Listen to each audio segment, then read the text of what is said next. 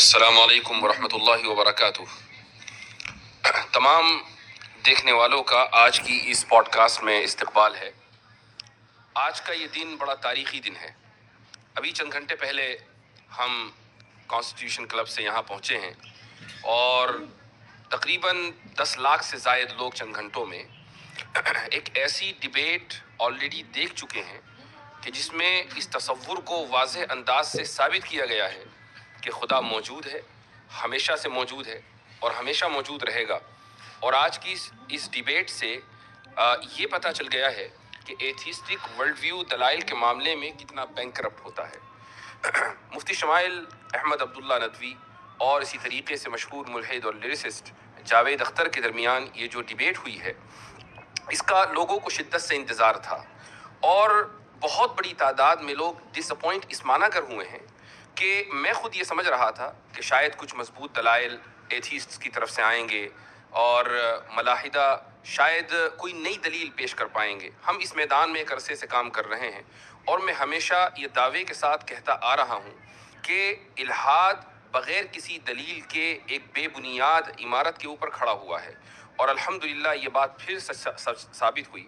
اسی طریقے سے ایک اور بات جو میں اکثر و بیشتر کہتا ہوں اور شاید لوگوں نے یہ بات کہتے ہوئے مجھے سنا ہوگا کہ تقریباً 70 to 80% کیسز میں الحاد کی وجہ مینٹل ٹراما ہوتی ہے، اور شاید یہی وجہ جاوید اختر صاحب کے تعلق سے بھی کہی جا سکتی ہے، اور اس کی ایک وجہ ہے۔ یہ کوئی انہوں نے ڈھکی چھپی بات نہیں کہی ہے، اس لیے اس کو ریویل کرنے میں کوئی حرج محسوس نہیں کرتا ہوں۔ ڈیبیٹ سے پہلے جب ہماری جاوید صاحب سے ملاقات ہوئی تو انہوں نے ہم سے یہ کہا کہ بھائی مجھے آپ اس بات پہ قائل کر دیں کہ 8 سال کی عمر سے لے کر آگے تک جو میں نے مختلف مصیبتیں جھیلی ہیں تو کیا خدا مجھے ریکمپنسیٹ کرے گا یا نہیں کرے گا۔ اس سے اندازہ ہوتا ہے کہ جو بچپن میں مینٹل ٹراما کا وہ شکار ہو گئے تھے تو یہی وجہ ہے کہ وہ اس کو جسٹیفائی نہیں کر پائے اور خدا کا انکار کر بیٹھے۔ ڈیبیٹ کون جیتا کون ہارا یہ ایک الگ موضوع ہے، لیکن میں سمجھتا ہوں کہ تمام کے تمام لوگ اس بات کے اوپر متفق ہوں گے کہ ایسے تمام لوگ ہماری دعاؤں کے مستحق ہیں۔ میں دعا کرتا ہوں کہ خدا تعالیٰ جاوید صاحب کو ہدایت دے، وہ اس دنیا سے ایمان کا کلمہ پڑھ کر جائیں اور خود دوسروں کے لیے بھی وہ ہدایت کا سبب بنے۔ جہاں تک آج کی ڈیبیٹ کا تعلق ہے تو مفتی شمائل احمد عبداللہ ماشاءاللہ آج کے دن کے ہیرو ہیں۔ تو سب سے پہلے تو میں آپ کو مبارکباد دیتا ہوں کہ اللہ تعالیٰ نے آپ کو یہ توفیق دی ہے کہ آپ یہ وحدانیت کا اور خدا کے وجود کا مقدمہ دنیا کے سامنے پیش کریں۔ تو ایک بار پھر مبارکباد، اور اب آپ کچھ اپنے کلمات کا اضافہ کیجیے۔ جزاکم اللہ خیراً، اللہ تعالیٰ آپ کو جزائے خیر عطا فرمائے۔ میں آپ کا بھی شکریہ ادا کرتا ہوں، اور اس کے علاوہ ہمارے جتنے مسلمان ہیں بھائی بہن جنہوں نے ہمارے لیے دعائیں کی ہیں اور بڑا اہتمام کیا تھا اس ڈیبیٹ کے پہلے، تو بس اللہ کے فضل کے بعد آپ حضرات کی محنتوں اور توجہ اور دعاؤں کا ہی نتیجہ ہے کہ جو کچھ میں کہہ سکا۔ یہ بات آپ نے بالکل صحیح کہی کہ ہم نے ایکسپیکٹ نہیں کیا تھا کہ جناب جاوید اختر صاحب وہی باتیں کریں گے جو اکثر کرتے آئیں، بلکہ ہم نے یہ سوچا تھا کہ شاید کوئی اکیڈمک انداز میں ڈسکشن ہوگی، اور میں نے تو یہ ارادہ کیا ہوا تھا کہ کئی سارے آرگیومنٹس میں وہاں پہ پیش کروں گا، صرف آرگیومنٹ آف کنٹینجنسی نہیں، لیکن انہیں کنٹینجنسی ہی سمجھ میں نہیں آ رہی تھی تو اسے سمجھانے میں ہی جو ہے 2 گھنٹے گزر گئے۔ تو الحمدللہ بہرحال جو ہوا اللہ کا فضل رہا، اور اللہ کا فضل ہے کہ حق بات سامنے واضح آ گئی، اور اللہ سے دعا گو ہوں کہ اللہ انہیں بھی ہدایت دے۔ ماشاءاللہ اس ڈیبیٹ سے کئی ساری ایسی چیزیں ہیں یا نتائج ہیں کہ جن کو بڑا خوش آئند کہا جا سکتا ہے۔ مثلا ایک بات تو یہی کہ بڑے مضبوط انداز سے الحاد کے خلاف یہ مقدمہ قائم ہوا ہے۔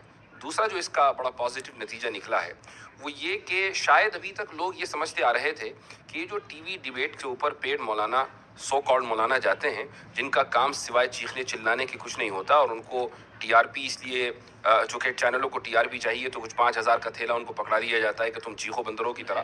تو یہ جو پرسیپشن ہے یہ ختم ہوا ہے، اور اس کو بہت پہلے ختم ہونا تھا، لیکن اس ڈیبیٹ نے تو ماشاءاللہ وہ کام کیا ہے کہ اس کا اندازہ لگانا مشکل ہے۔ جی بالکل صحیح فرمایا آپ نے۔ بالخصوص ہمارے جو اس وقت ملک کے حالات ہیں، ان حالات میں اس طرح 2 الگ الگ ورلڈ ویو کے لوگوں کا بیٹھ کر رسپیکٹفل انداز میں، اکیڈمک انداز میں ایک دوسرے کے ساتھ گفتگو کرنے کی کوشش کرنا، یہ میں سمجھتا ہوں یہ خود میں ایک مائل سٹون ہے، اور اس کے ذریعے سے انشاءاللہ آگے بھی راستے ہموار ہوں گے کہ ہم اگر ڈیفرنٹ ورلڈ ویو سے تعلق رکھنے والے ہیں تو وائلنس کی ضرورت نہیں ہے، صحیح۔ بلکہ ساتھ میں بیٹھ جائیں، چائے پی لیں اور ساتھ میں ایک دوسرے کے ساتھ ڈسکس کر لیں. آپ کو سمجھ میں آئے تو قبول کریں، نہ سمجھ میں آئے تو نہ قبول کریں. یہ بہت اچھی ابتدا ہوئی ہے. ایک جرنلسٹ نے ڈیبیٹ کے بعد مجھ سے آ کر یہ پوچھا کہ یہ جو ڈیبیٹ ہوئی ہے اس کا آپ کیا فائدہ دیکھتے ہیں؟ تو میں نے اس سے یہ کہا کہ کم سے کم انڈیا میں یہ پیغام بڑی مضبوطی کے ساتھ گیا ہے کہ اکیڈمک ماحول میں اتنی سینسیٹیو موضوعات کے اوپر گفتگو ہو سکتی ہے. تو اس نے بڑی شاکنگ بات کہی مجھ سے.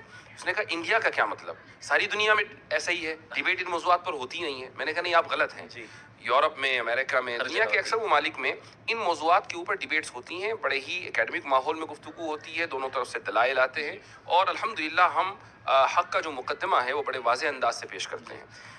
ایک جرنلسٹ نے مجھ سے بھی کچھ اسی طرح کا سوال پوچھا تھا. اس نے کہا کہ باقی چیزوں کو چھوڑ کر ڈز گاڈ ایگزسٹ پر ہی کیوں بات ہوئی؟ تو ہم نے کہا کہ بھائی ہمارے نزدیک گاڈ کا ایگزسٹنس جو ہے وہ در حقیقت سب سے بڑا مسئلہ ہے، اور گاڈ پر ایمان لانا یہ سب سے بڑا مسئلہ ہے. چونکہ باقی ساری چیزیں سیکنڈری درجے کی چیز ہے. ہمارے لیے، ہم اس دنیا میں آئے ہیں، ہماری زندگی کا پرپس جو ہے وہ اللہ کو راضی کرنا ہے، اللہ کی اطاعت کرنا ہے. تو یہ سوال دراصل اس بنیاد پر مبنی ہے کہ آپ اس چیز کو ایک سیکنڈری اور پرائیویٹ چیز سمجھ رہے ہیں اور سمجھ رہے ہیں کہ اس کی کوئی خاص اہمیت نہیں ہے، آپ کو صرف مادی اور مٹیریلسٹک جو ہے ترقی کرنی ہے. یہی ورلڈ ویو دراصل جو ہے مغربی دنیا نے دیا ہے کہ کس طریقے سے لوگوں کو مٹیریلزم میں مبتلا کر دیا جائے. اور الحمدللہ اللہ نے چاہا تو یہ ایک بہت بڑا سبب بنے گا کہ لوگوں کو حق ان تک پہنچے اور سمجھیں کہ ہم اس دنیا میں کیوں آئے ہیں اور ہماری زندگی کا اصل مقصد کیا ہے. ضرور، ماشاء اللہ. اچھا، ڈیبیٹ میں کچھ ٹاپکس ڈسکس ہوئے اور ویسے تو آپ نے ماشاء اللہ وافی شافی جواب دیا وہاں پر. اور میں سمجھتا ہوں کہ جو شخص بھی اس 2 گھنٹے کی ڈیبیٹ کو دیکھے گا تو جن موضوعات کا احاطہ کیا گیا ہے ان موضوعات کے اوپر اس کو اچھی معلومات فراہم ہوگی.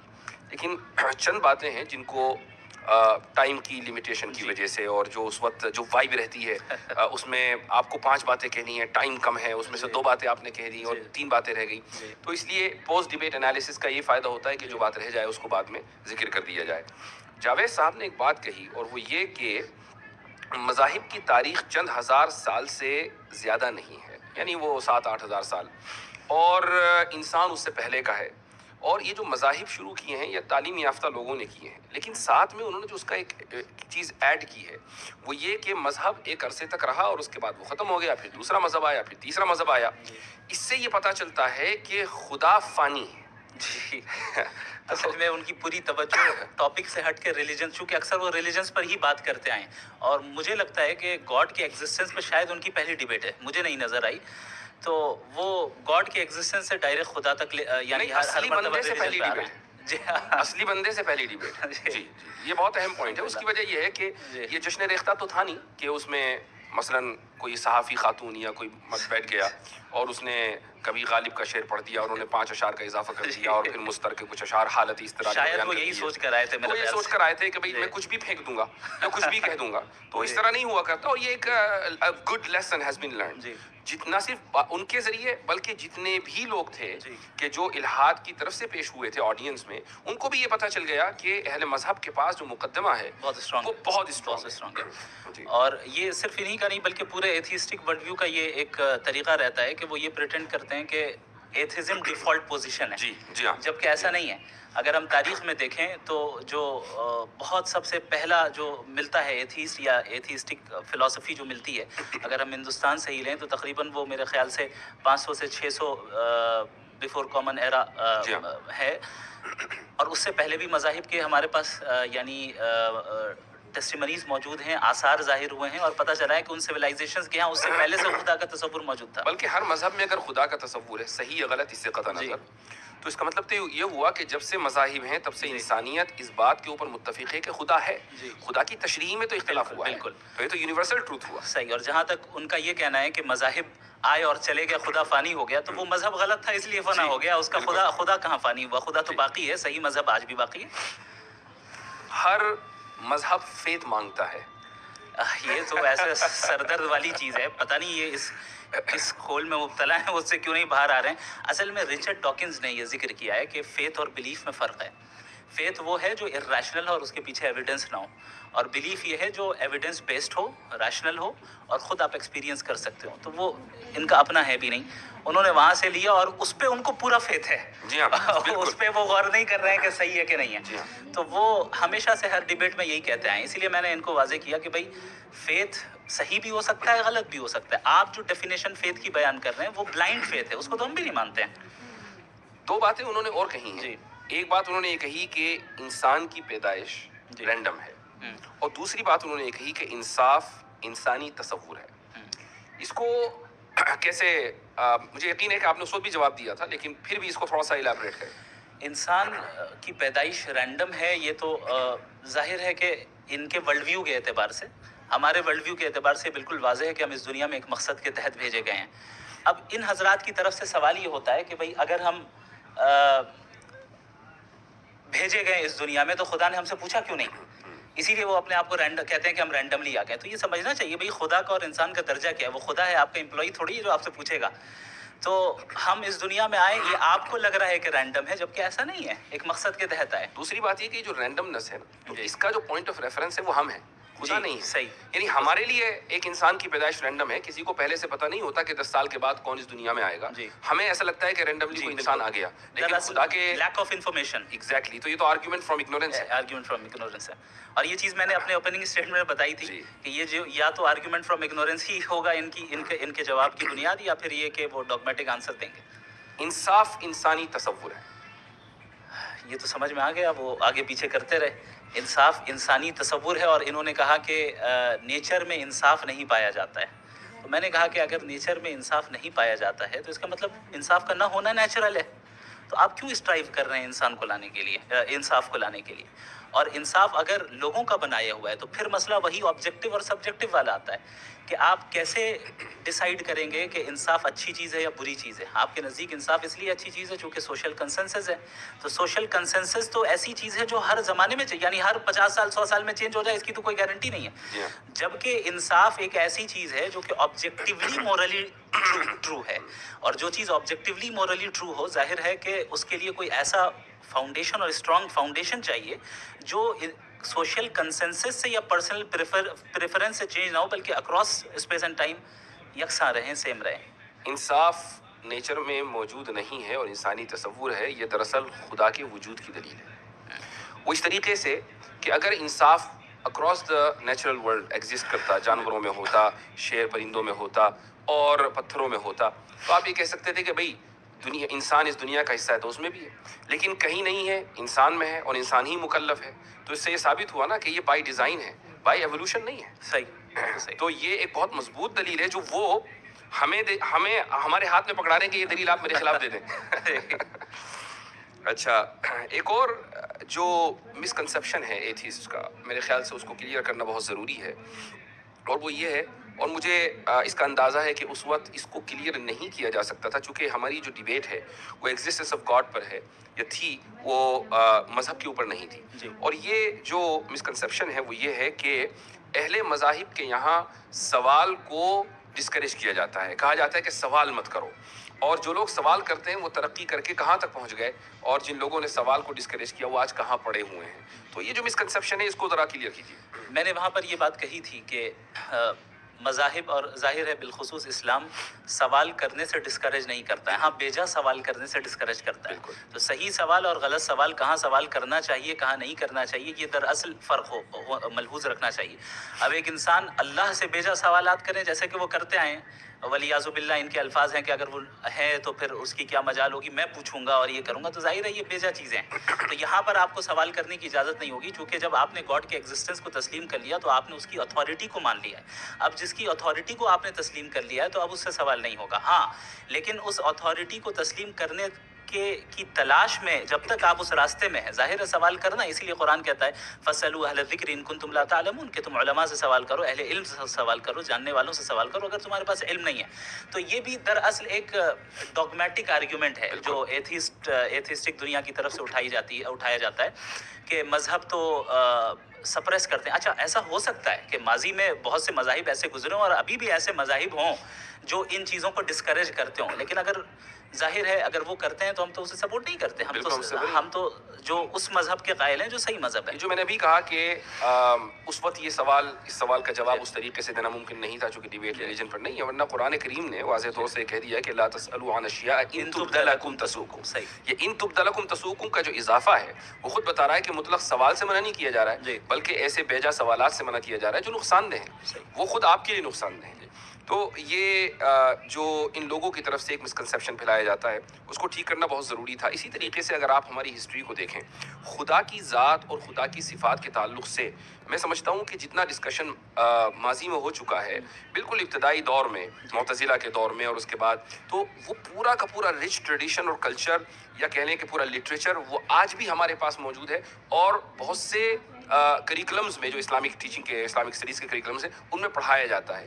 آپ دیکھیں کہ معتزلہ نے سب سے پہلے صفات کا انکار کیا. کیا آپ یہ کہہ سکتے ہیں کہ بھائی آج کوئی ایسا کر کے دکھا دے؟ بھائی معتزلہ نے اللہ تعالیٰ کی ذات کو صفات سے ڈیٹیچ کر دیا اور کہا کہ اس کی کوئی صفت نہیں ہے, تو کیا ان کی گردنیں مار دی گئیں یا یہ کہا گیا کہ تمہیں سوال کرنے کا حق نہیں ہے؟ تو یہ ایک بہت ہی بڑا دھوکہ ہے کہ جو ان لوگوں کی طرف سے پھیلایا جاتا ہے.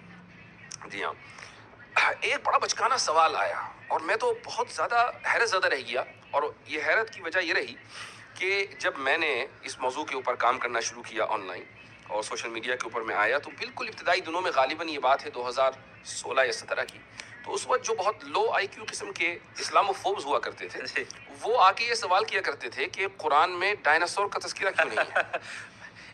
بڑے تعجب کی بات ہے. میں حیرت زدہ رہ گیا کہ جاوید صاحب ابھی تک ایوالو کیوں نہیں کر پائے اکیڈمیکلی. اصل میں اب تک وہ رسل کو ہی پڑھ رہے ہیں. وہ اب تک رسل تو کو ہی پڑھ رہے ہیں. جی ہاں, تو آپ کا جو جواب تھا وہ بڑا زبردست تھا ماشاءاللہ, کہ قرآن ہدایت کے لیے ہے, وہ جیوگرافی یا زوالوجی یا اس طرح کے مضامین کو کور کرنے کے لیے نہیں ہے. کچھ چیزوں کا اس میں مظاہر فطرت کے تحت تذکر آ گیا, وہ بات الگ ہے. اچھا, اب آ جاتے ہیں ہم اس عظیم الشان لفظ کی طرف کہ جس کو ہمارے جاوید صاحب آخر تک سمجھ نہیں پائے. کنٹینجنسی. جی ہاں, کنٹینجنسی. کہیں میں نے وارن کر رہا ہوں کہ کہیں لوگ جاوید صاحب کی چڑ نہ رکھ دیں کنٹینجنسی, ان کے ہاں نیچے جا کے ٹویٹر کے اوپر یہ لفظ ٹائپ نہ کرنے لگیں. یعنی میں انکریج نہیں کر رہا ہوں, please don't take me wrong, لیکن ایسا ہو سکتا ہے. اس کی وجہ یہ ہے کہ یعنی ایک بہت ہی معمولی آرگیومنٹ, معمولی ان دا سینس کہ تمام داعین جو اس میدان میں کام کر رہے ہیں, جتنے بھی دعات ہیں یا جو ڈیبیٹس کرتے ہیں, جن کو ان موضوعات سے دلچسپی ہے, چاہے وہ اس طرف کے ہوں یا اس طرف کے, یعنی وہ مسلمان ہوں یا غیر مسلم ہوں, وہ آرگیومنٹ آف کنٹینجنسی سے واقف ہیں. جی, آپ اتنا بڑا چہرہ ہیں الحاد کا اس ملک میں, اور آپ ڈیبیٹ کرنے کے لیے آئے ہیں اور نیشنل پلیٹ فارم کے اوپر ڈیبیٹ کرنے کے لیے آئے ہیں. راجدھانی سے وہ میں ڈیبیٹ ہو رہی ہے اور آپ یہ نہیں سمجھ پا رہے ہیں کہ آرگیومنٹ آف کنٹینجنسی ہوتا کیا اور ہے. جبکہ ایکسپلین کیا گیا کئی مرتبہ اردو میں بھی اور ہر طریقے سے, آپ نے بھی کھڑے ہو کر سوال کیا ان سے اور انفینٹ ریگریس کو سمجھانے کی کوشش کی, لیکن اس کے بعد بھی نہیں سمجھ سکے. بڑا تعجب ہے. میں سمجھتا ہوں کہ اب جس عمر میں وہ پہنچ گئے ہیں, جیسے اب ظاہر ہے ایتھیسٹک ورلڈ ویو الگ ہے, ہمارے ورلڈ ویو میں جب اس عمر کے میں کوئی پہنچ جائے اور دیندار ہوں تو ہم پھر ان کو کہتے ہیں کہ گوشہ نشینی اختیار کرتے ہیں وہ حضرات اور دعا کرتے ہیں, ہم ان سے دعا کی درخواست کرتے ہیں. اب انہیں اپنے ورلڈ ویو میں گوشہ نشین بن جانا چاہیے. اب جو ہے وہ ان چیزوں میں نہیں پڑھنا چاہیے, بلکہ توجہ دیں اور کوشش کریں کہ بھئی کیا بات ہے, حقیقت کو تلاش کرنے کی کوشش کریں, اپنے حد تک رکھیں. کیونکہ ایک ڈیبیٹ کے اندر الیکٹران اور نیوٹران کی تسبیح پڑھیں. ایک ڈیبیٹ کے اندر 2 گھنٹوں کے اندر کتنی جگہ وہ اپنے آپ کو کانٹرڈکٹ کر رہے ہیں. اگر ہم اس کو ریکیپ کریں اور دیکھیں, جب ہم مورالیٹی کی بات کرنے آئے تو وہ کہہ رہے ہیں کہ سوسائٹی سے مورالیٹی طے ہوگی, تو ہم نے کہا آپ نازی جرمنی کو سپورٹ کرتے ہیں. پلانٹ ارتھ, تو پلانٹ ارتھ میں جو ہے اکثریت جو ہے مذہب خدا کو مانتی ہے, آپ نہیں مانتے, پھر لاسٹ میں کہہ رہے ہیں کہ میں میجورٹی والی بات واپس لیتا ہوں. وہ بہت اہم پوائنٹ, بہت اہم پوائنٹ. اچھا, یہ جو آرگیومنٹ آف کنٹینجنسی ہے یقیناً لوگوں نے اس کو سمجھ لیا, لیکن پھر بھی ہمارے ناظرین کے لیے اس کو مختصر انداز میں سمجھائیے. دیکھیں, اس کائنات کی ہر چیز کنٹینجنٹ ہے. اس کا مطلب یہ ہوتا ہے کہ یہ ایگزسٹ کر بھی سکتی تھی اور نہیں بھی کر سکتی تھی, یعنی اس کا ایگزسٹ کرنا کوئی نیسیسری چیز نہیں تھی. اور اگر ایگزسٹ کرتی تو ڈفرینٹ لاز کے ذریعے بھی کر سکتی تھی, یعنی ابھی جو لاز آف نیچر چل رہے ہیں ہو سکتا ہے کوئی اور لا آف نیچر ہو. علم کلام کے طلباء کے لیے اضافہ کر دوں, اسی کو ممکن الوجود کہا جاتا ہے. ممکن الوجود, عدم سواء. جی, تو جو ممکن الوجود ہوگا, جو کنٹینجنٹ ہوگا, وہ ظاہر ہے کسی اور کے اوپر ڈیپینڈنٹ ہوگا اپنے ایگزسٹنس میں. تو اب وہ کس کے اوپر ڈیپینڈنٹ ہے, ہم یہ دیکھیں گے کہ بھئی کیا وہ چیز بھی कंटिजेंट है, मुमकिन अच्छा, और यहाँ पर भी इसका इजाफा जरूरी है। लोग कहेंगे भाई क्यों होगा? उसकी वजह यह है कि जब एक चीज का वजूद और आदम दोनों बराबर हैं, जी, ये तराजू के दो पलड़े हैं, जी। तो किसी एक पलड़े को भारी होने के लिए उसमें वजन डालना जरूरी है। ये वजन है इरादे का। सही। तो किसी ने तो इरादा किया इरादा होगा ना, किया है, जाहिर है। जिसने आदम पर वजूद को तरजीह दी जी, होगी, जी। इसलिए कंटिजेंसी है। जी, आगे बिल्कुल। बोलिए। तो यहाँ से अकली तौर पे लॉजिकली हम उस नेसेसरी बीइंग तक पहुंचते हैं जो जी। वाजिबुल वजूद है, जी हाँ। यानी जिसका एग्जिस्ट न करना नामुमकिन है, क्योंकि अगर वो एग्जिस्ट न करे तो जाहिर है ये सारी चीजें वजूद में नहीं आ सकती। और उस वाजिबुल वजूद जात का इंडिपेंडेंट होना, इटर्नल होना, नॉलेजेबल होना, सेल्फ सफिशिएंट होना और एक होना ये ज्यादा ये बिल्कुल जरूरी है। तो ये जब बातें मैंने कही तो लास्ट में ये कह रहे हैं कि इनके नजदीक तो अकल से हम खुदा को जान ही नहीं सकते। जी, यानी ये कॉन्ट्रडिक्शन है। मैं यानी पूरा आर्ग्यूमेंट इस पे था कि अक्ल के जरिए हम खुदा के एग्जिस्टेंस को कैसे जाने, जी हाँ। और आप वो नहीं समझ पा रहे, और आखिर में कह रहे हैं आप तो कह रहे हैं कि अक्ल से हम समझ नहीं सकते। जी हाँ। तो मेरे ख्याल से ये उनकी उम्र का जी, तकाजा और था। इसी तरीके से वो इन्फिनिट रिग्रेस और तसलसल को जी। भी नहीं समझ पाए। बल्कि हैरतनाक बात ये कि जब मैंने उनसे सवाल किया कि आप इसको दुरुस्त समझते नहीं, तो उन्होंने कहा मैं दुरुस्त समझता हूँ। दुरुस्त समझता हूँ। मेरे ख्याल से वो समझ ही नहीं पाए इन्फिनिट रिग्रेस क्या है, इसलिए उन्होंने कह दिया। और आपने बड़ी अच्छी मिसाल दी कि कई सारे शुआरा एक साथ पोएट्स खड़े हों और मान ले जावेद अख्तर साहब सबसे आगे हों और वो कहें कि मैं उस वक्त तक पोएट्री नहीं लिखूंगा जब तक पीछे वाला ना लिखे, और वो कहे कि मैं नहीं लिखूंगा जब तक पीछे वाला ना कहे। तो ये तसलसल हो जाएगा। तसलसल बातिल है। इस तरीके से चलता रहा एंडलेसली, और अगर कहीं हम नहीं रुकेंगे तो पोएट्री एग्जिस्टेंस में ही नहीं आएगी। जी हाँ। यानी पोएट्री अगर एग्जिस्टेंस में आई, इसका मतलब कोई एक ऐसा पोएट है जो अपने पीछे वाले पे डिपेंड नहीं करता है, वो इंडिपेंडेंट है। बिल्कुल। इसी तरीके से अगर इस यूनिवर्स के जो कॉजेज हैं, अगर ये इन्फिनिट रिग्रेस ऑफ कॉजेज होता तो हम और आप यहाँ पे आज मौजूद ही नहीं होते, पॉडकास्ट ही नहीं कर रहे होते। हम यहाँ मौजूद है, इसका मतलब कोई एक इंडिपेंडेंट जात है जो किसी और के ऊपर डिपेंडेंट नहीं है, उसने अपने विल से जो है डिसीजन लिया है। इल्म कलाम के तलबा की आसानी के लिए कह दूं कि अगर इल्लत ऊला न हो तो मालूल अखीर नहीं हो सकता। माशाल्लाह। तो अच्छा ये बताएं कि इसमें इल्म कलाम का कितना रोल रहा आपकी डिबेट में, आपके लिए? पूरा इल्म कलामी था और क्या था। एक है आप उसको प्रेजेंट कर रहे हैं माशाल्लाह, और एक ये कि इल्म कलाम की जो मबाहिस हैं, जैसे तसलसल है, दलील तवक्कुफ है, ये तो माशाल्लाह चूंकि आपने इससे इस्तिफादा किया है जी। तो ये बड़ी खुशाइन बात रही। और उसकी वजह ये है कि इल्म कलाम को फरसूदा इल्म समझा जाने लगा था। मैं समझता हूँ कि इल्म फरसूदा नहीं, अलबत्ता इस्तिलाहात ज़रूर फरसूदा हो गई। इनको थोड़ा सा रिफाइन करना चाहिए और जदीद इल्म कलाम की तरफ लाना चाहिए। यही बात है कि जब हम इल्म कलाम की तजदीद की बात करते हैं ना, जी। तो तजदीद लिसान यानी ज़बान की तजदीद को छोड़कर हम कंटेंट की तजदीद पर चले जाते हैं। हाँ, ये एक प्रॉब्लम है। तो लोग यही नहीं समझते कि इल्म कलाम की तजदीद का क्या मतलब है। जी। यानी मैं इस बात से मुत्तफिक हूँ कि आज की आपकी जो डिबेट कामयाब रही है वो इसलिए कि जो टर्मिनोलॉजीज दकीक मबाहिस इल्म कलाम के अंदर पाए जाते हैं अरबी में, आपने उनको इंग्लिश के कालब में ढालकर लोगों के सामने पेश किया और लोगों को समझ में आ गया। अगर आप तसलसल और दौर और दलील तवक्कुफ और ये सब कह रहे होते और मालूल अखीर और इल्लत उला, तो या तो मैं समझ रहा होता या आप समझ रहे होते। सही बात है। और अल्लाह ताला आपको जज़ाए खैर अता फरमाए, इसमें आपका बहुत बड़ा रोल है। हमने आपसे ही सीखा है। बारकल्लाह फीकुम। अच्छा, एक सवाल जो बहुत अहम है वो है अल्लाह ताला की इंटरफेरेंस और दुआ। इसके ताल्लुक से आप क्या कहेंगे? यानी ये सवाल जहन में आता है कि अगर खुदा ने हर चीज़ को सेट कर दिया और अब वो साइड में हो गया, जैसे चीज़ें चलनी चाहिए वैसी चल रही हैं एक मैकेनिस्टिक अंदाज में, तो फिर दुआ मांगने की ज़रूरत ही नहीं है। और अगर ऐसा नहीं है तो दुआ मांगने की ज़रूरत है। ऐसा तो नहीं है कि मैकेनिटिक स्टाइल में जो है ये दुनिया चल रही है, बल्कि अल्लाह रब्बुल आलमीन हर लम्हे इस निज़ाम को चला रहा है और उसकी तदबीर कर रहा है। इंसानी ज़िंदगी में बुनियादी तौर पे दो किस्म के अहवाल आते हैं। एक वो है जिन पे उसका कंट्रोल नहीं होता है, और दूसरा वो है जिस पे उसका कंट्रोल होता है। मिसाल के तौर पे हम फ्री विल का इस्तेमाल करके हम आमाल करते हैं, आमाल को अंजाम देते हैं, अब चाहे अच्छा अमल करें या बुरा अमल करें। बहुत से हालात ऐसे होते हैं जहाँ पे हमारा कंट्रोल नहीं है। मसलन कोई हादसा हो गया या कोई ऐसी चीज़ आ गई जिसे हम तब्दील नहीं कर सकते हैं, तो वो बराह रास्त अल्लाह के हुक्म से होता है। तो दुआ की अहमियत इसलिए भी बाकी रहती है चूँकि वो हालात भी एक तरफ हैं जहाँ पे आपका कोई कंट्रोल नहीं है और अल्लाह का मुकम्मल कंट्रोल है। दूसरी चीज़, जब हम कोई अमल अपने फ्री विल से भी क्यों ना कर रहे हों, अल्लाह की तौफीक ज़रूरी होती है। इसलिए अल्लाह से दुआ मांगने का हुक्म खुद अल्लाह ने दिया।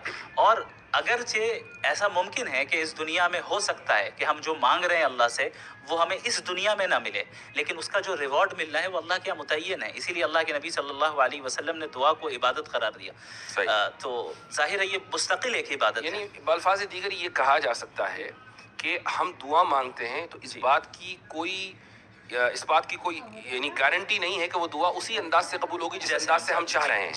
جی یعنی ہو سکتا ہے کہ وہ اجر کی صورت میں قبول ہو جائے, ہو سکتا ہے کہ وہ تاخیر کی صورت میں قبول ہو جائے.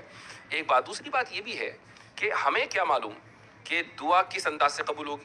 یعنی ہمارا کام تو دعا مانگنا ہے, وہ آل وائز ہے, ہم آل وائز نہیں ہیں. ٹھیک. تیسری بات یہ ہے کہ ایک بات شرح عقائد میں لکھی ہوئی ہے, میں تمام لوگوں کے ساتھ اس کو شیئر کرنا چاہوں گا. یہ مبحث وہاں آیا ہے اور اس میں تفتازانی یہ فرماتے ہیں کہ وہ ایک حدیث ہے جس کے تحت یہ کلام ہے کہ لا يرد القدر الا الدعاء, کہ تقدیر کو صرف دعا بدلتی ہے. اب یہاں سوال یہ ہوتا ہے کہ کیا دعا سے واقعی تقدیر بدل جاتی ہے؟ تو اس کا جواب انہوں نے یہ دیا ہے کہ مثلا ایک انسان ہے اور اس نے دعا, اللہ تعالیٰ کے علم میں یہ بات ہے کہ یہ دعا مانگے گا اور دعا مانگ کر فلاں کام ہوگا. یہ دعا بھی چونکہ عبادت ہے, تو اگر یہ دعا مانگے گا نیکی کی تو اس کی عمر 60 سال ہوگی, اور دعا نہیں مانگے گا تو اس کی عمر 40 سال ہوگی. لیکن چونکہ اللہ کے علم میں ہے کہ دعا مانگے گا تو ہر حال میں دعا مانگتا ہے, تو دعا نہ مانگنے کے لیے جو ایلیجیبل عمر ہے دعا نہ مانگنے کی صورت میں وہ 40 سال ہے, اور مانگنے کی صورت میں جو ایلیجیبل عمر ہے وہ 60 سال ہے. اور یہ دونوں چیزیں اللہ تعالیٰ کے علم میں ہیں.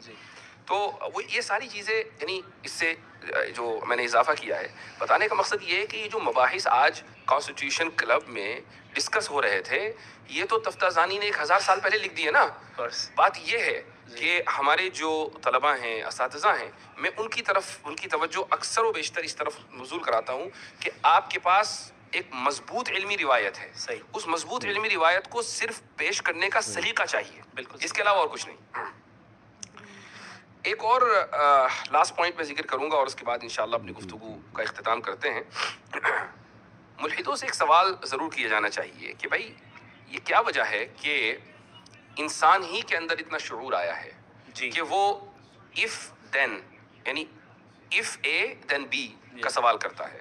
یہ سوال گھوڑا, گدھا, بکرا یہ سب کیوں نہیں کرتے؟ جبکہ ڈاروینین ایوولوشن کے قائل ہیں. ڈاروینین ایوولوشن کے قائل ہیں, سب کا ایوولوشن ہوا ہے. تو کہیں گے نہیں, اصل میں وہ انسان کے اندر جو نیورونز ہیں, نیورو سیلز ہیں, وہ زیادہ ہیں. تو اگر یہ دیکھا جائے تو بھئی ہاتھی کے اندر زیادہ ہیں. وہ کہیں گے نہیں, اصل میں فرنٹل لوب میں جو نیورو سیلز ہیں نا وہ زیادہ ہیں. تو ٹھیک ہے, یہ آپ نے کیسے کا جواب دیا نا, آپ نے کہا اس لیے شعور ہے کہ اس کے فرنٹل لوب میں نیورو سیل زیادہ ہیں. میں پوچھتا ہوں کہ کیوں زیادہ ہیں؟ جی, کیوں کا جواب سائنس کبھی نہیں دے سکتی. وہ میکانزم کو ہی بتاتی ہے. جی ہاں. تو چلیں مفتی صاحب, بہت اچھا لگا. ایک چیز اور ہے جس کا ذکر میں کروں گا جو نظر آیا کہ, اور صرف انہی کے ساتھ نہیں اور بھی جو دیگر ایتھیسٹ ہیں, وہ یہ ہے کہ جب ان کے پاس کوئی لاجیکل آرگیومنٹ نہیں ہوتا ہے فوراً ایموشنل آرگیومنٹ پہ آ جاتا ہے. آپ نے دیکھا کہ کیسے غزہ کے مسئلے کو انہوں نے پوائنٹ ذکر کرنا بہت ضروری تھا. جی ہاں. تو پوری ڈیبیٹ میں ان کے پاس کوئی جواب نہیں رہا. اب وہ ایموشنلی جو ہے لوگوں کو ٹریگر کرنے کی کوشش کرنے لگے کہ بھئی غزہ میں اتنا قتل ہو رہا ہے اور یہ ہو رہا ہے اور وہ ہو رہا ہے. میں نے ان سے یہ سوال کیا کہ بھئی اگر بالفرض مان لیں کہ یعنی خدا نہیں ہے, تو آپ بتائیے کہ پھر اس کے ظلم کا اور ان کی سفرنگ کا کیا ہوگا, اور آپ کیسے ایول کو ڈیفائن کرتے ہیں؟ اب وہاں جا کے ان کے پاس کوئی ڈھنگ کا جواب نہیں رہا, چونکہ آبجیکٹیولی ایول کا موجود ہونا بھی در حقیقت خدا کے ہونے کی دلیل ہے. باقی ہمارے ورلڈ ویو کے اعتبار سے ہم اس دنیا میں ٹیسٹ کے لیے آئے ہیں, ہمارا امتحان ہو رہا ہے, ہماری آزمائش ہو رہی. کیا صحابہ کرام نے قربانیاں نہیں دی؟ جس طرح آج غزہ کے مسلمان قربانی دے رہے ہیں, صحابہ نے بھی دی, اور تاریخ اسلامی میں سب نے دی. اور الحمدللہ ابھی بھی جو غزہ میں شہید ہو رہے ہیں وہ دین سے دور نہیں ہو رہے اور دین سے قریب ہوتے چلے جا رہے ہیں. صحیح بات ہے. جی. اچھا, یہ لوگ یہ سمجھ رہے ہیں, بہت سے لوگ یعنی ملحدین میں سے, کہ بھئی آپ نے غزہ کی جو جینوسائیڈ ہے اس کو جسٹیفائی کر دیا. یہ اصل میں ان کا اسے کہتے ہیں اسٹرامین فیلیسی, کہ جہاں where you misrepresent your opponent. جی ہاں, آپ اپنے سامنے والے کو مس ریپریزنٹ کرتے ہیں. بھائی ہم سے زیادہ اور کون امپیتھی رکھے گا غزہ والوں سے؟ آپ تو ایک ملحد ہیں, ایک ایتھیسٹ ہیں, آپ کے پاس تو موریلٹی کی کوئی بنیاد ہی نہیں ہے, آپ تھوڑی رکھیں گے. یعنی ان کا جو پورا آرگیومنٹ ہے غزہ کے تعلق سے وہ اس مفروضے کے اوپر مبنی ہے کہ چونکہ اللہ تعالیٰ قادر مطلق ہے, پوائنٹ اے. پوائنٹ بی, چونکہ آپ دعا مانگ سکتے ہیں. پوائنٹ سی, تو آپ دعا مانگ کے رکوا دیں. یہ کیوں نہیں کروا رہے ہیں؟ یہ تو سمجھ رہے ہیں کہ آٹومیٹک جیسے بٹن کو دباتے ہیں ویسے ریموٹ کی طرح اللہ کام کرے, ولیعوذ باللہ تعالی. پوائنٹ اے قادر مطلق ہے, اس میں کوئی شک نہیں ہے. پوائنٹ بی, ہم دعا مانگتے ہیں, اس میں کوئی شک نہیں ہے. لیکن پوائنٹ سی کہ ہم دعا مانگ کر کام کروا دیں, ان دو شروع کے مقدمات اور تیسرے مقدمے میں کوئی تلازم نہیں ہے. صحیح. اللہ اس وقت کرے گا جب وہ جانتا ہے کہ بہتر ہو, اور جب وہ کرنا چاہے گا ہمارے اعتبار سے نہیں کرے گا. بالکل. ماشاءاللہ, ایک مرتبہ پھر آپ کے توسط سے پوری امت کو مبارکباد. جزاکم اور اللہ یہ خیرا. ایک بہت بڑا دن ہے اور بہت بڑا ایونٹ ہے. الحمدللہ. اور الاسلام یعلو ولا یعلی علیہ وقل جاء الحق وزهق الباطل ان الباطل كان زهوقا. جزاكم الله خير بارك الجزاء. الله فيكم. بل نقذف بالحق على الباطل فيدمغه فإذا هو زاهق ولكم الويل مما تصفون. جزاكم الله خيرا.